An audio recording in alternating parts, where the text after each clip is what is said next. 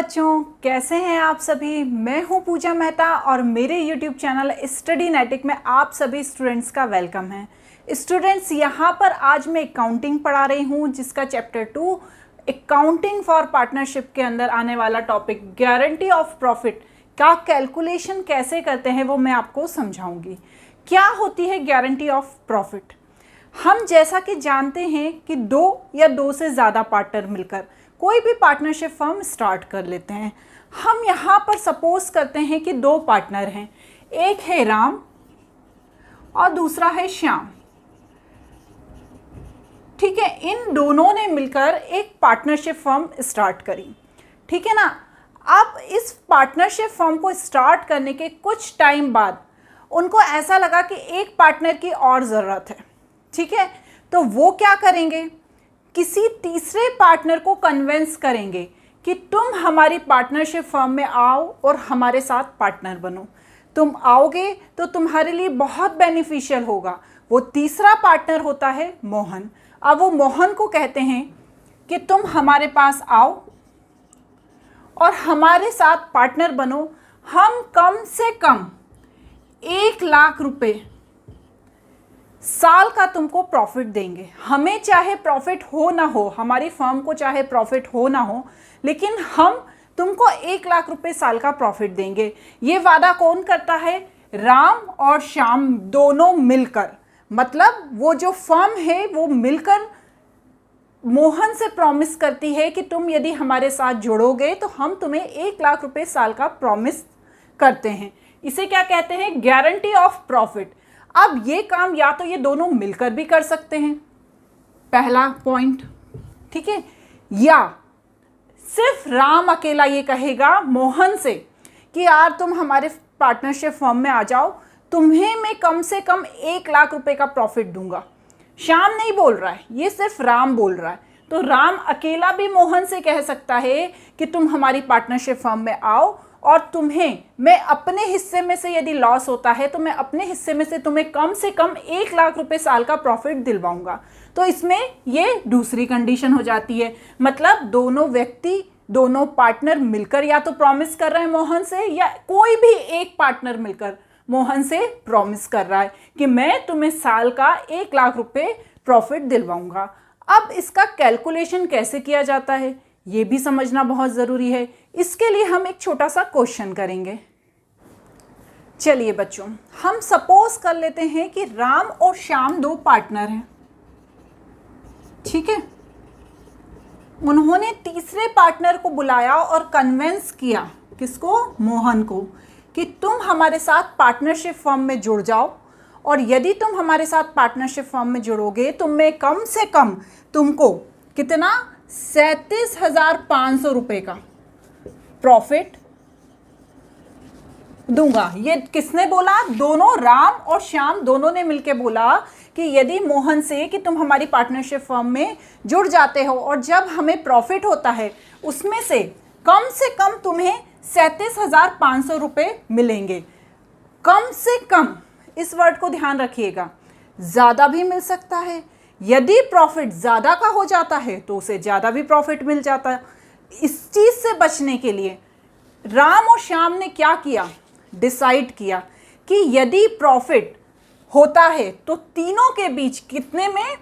3:4:2:1 के रेशो में डिस्ट्रीब्यूट हो जाएगा। ओके,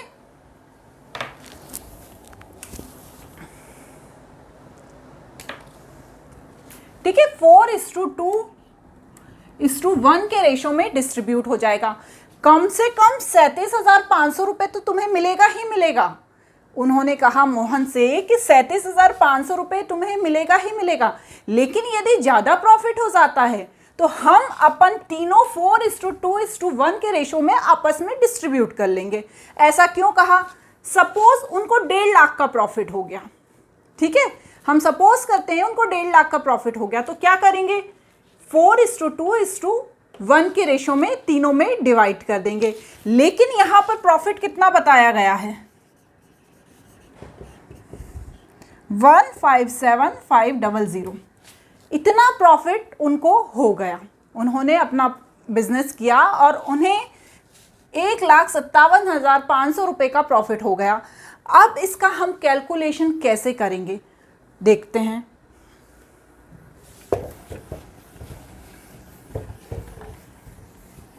ठीक है, सबसे पहले तो क्या करेंगे, हम यहां पर लिखेंगे डिस्ट्रीब्यूशन ऑफ प्रॉफिट। ठीक है, कायदा क्या कहता है, 4:2:1 ये रेशो उन्होंने डिसाइड किया था। इसमें तीनों को प्रॉफिट डिस्ट्रीब्यूट करना है। कितना प्रॉफिट है, 1,57,500 रुपये। तो हम क्या करेंगे, राम को, श्याम को और मोहन को इस रेशो में डिस्ट्रीब्यूट कर देंगे। तो 1,57,500 का 4/7 कितना हुआ बच्चों, 90,000। क्लियर। उसके बाद 1,57,500 का 2:7 कितना हुआ, 45,000। और 1,57,500 का 1:7 कितना हुआ, 22,500। ठीक है, मतलब राम को मिलेगा 90,000, श्याम को मिलेगा 45,000 और मोहन को मिलेगा 22,500। लेकिन प्रॉमिस क्या किया गया था, मोहन से ये प्रॉमिस किया गया था कि कम से कम उसको 47,500 रुपये प्रॉफिट दिया जाएगा। लेकिन आप तो बेईमानी कर रहे हैं, आप तो सिर्फ 22,500 ही दे रहे हैं। ऐसी स्थिति में राम और श्याम क्या करेंगे, उनका जो हिस्सा है उसमें से इसको मिलाकर पूरे 37,500 रुपये देंगे। कैसे देंगे, राम जिसका 4 हिस्सा है वो अपना आधा भाग दे देगा और श्याम जिसका 2 हिस्सा है वो अपना आधा भाग दे देगा।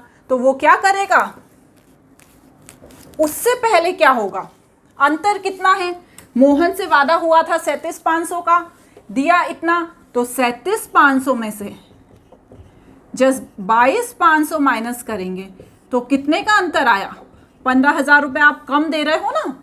मोहन को 15,000 रुपये आप कम दे रहे हो, अब आपको उसको 15,000 रुपये और देना पड़ेगा, किसको, राम को और श्याम को मिला के। तो ये दोनों क्या करेंगे, इनका जो हिस्सा है उसमें से आधा आधा मिलाकर मोहन को दे देंगे। अब वो कैसे देंगे, 15,000 इंटू 2/3 इज इक्वल टू 10,000 और 15,000 इंटू 1/3 5,000।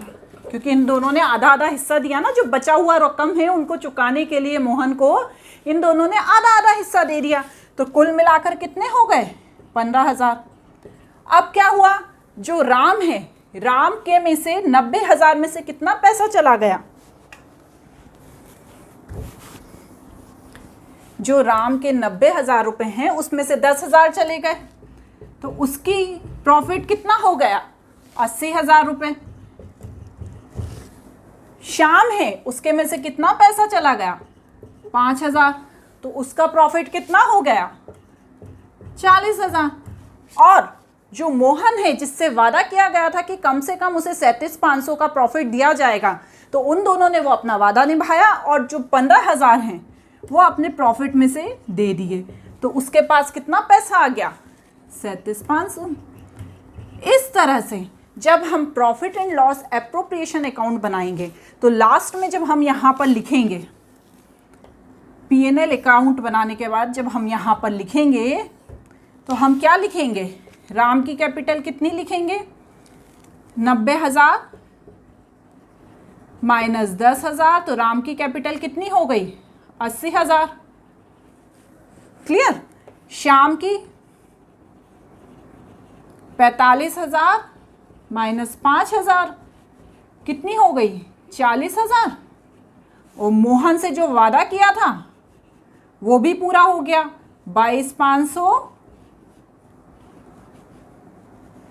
प्लस 15,000, उसकी कितनी हो गई, 37,500।